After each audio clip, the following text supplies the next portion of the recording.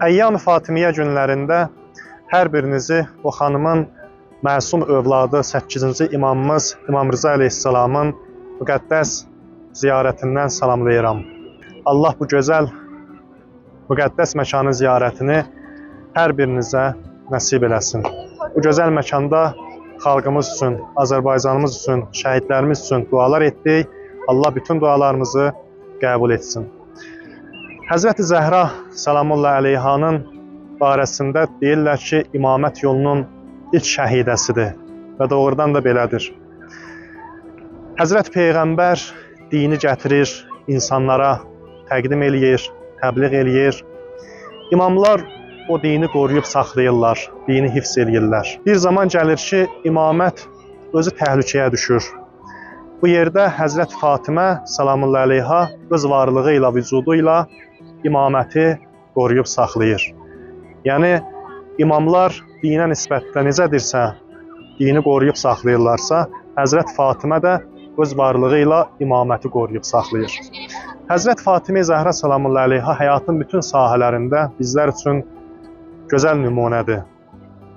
Atasına nisbətdə Ümmü Əbihadır, atasının anasıdır. Həzrət Peyğəmbər Həzrət Fatimə barəsində bu cümləni işlədir.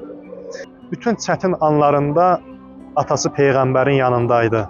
İmam Rza əleyhissalamdan nəql olunur ki, Həzrət Əli əleyhissalam buyurur, Xəndək döyüşünə hazırlaşarkən, xəndək qazarkən Fatimə atası Peyğəmbərin yanına gəldi və bir qədər çörək gətirmişdi atası Peyğəmbər üçün.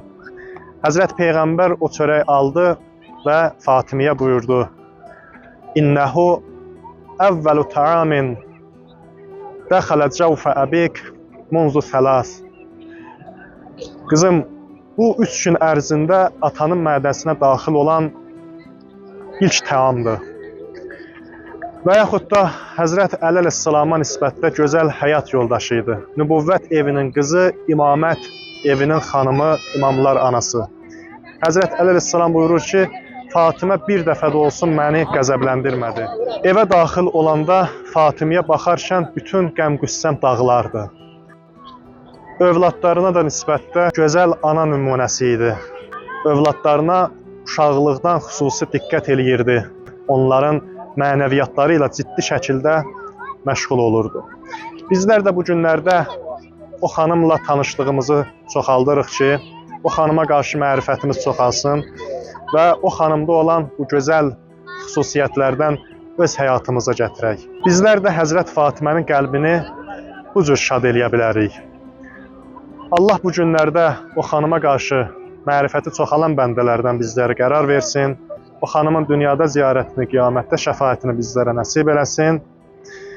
Həmçinin bu gözəl məkanın, İmam Rza əleyhissalamın ziyarətini Allah arzusunda olanlara nəsib eləsin inşallah. Əssalamu aleykum və rəhmətullahi və barakatuhu.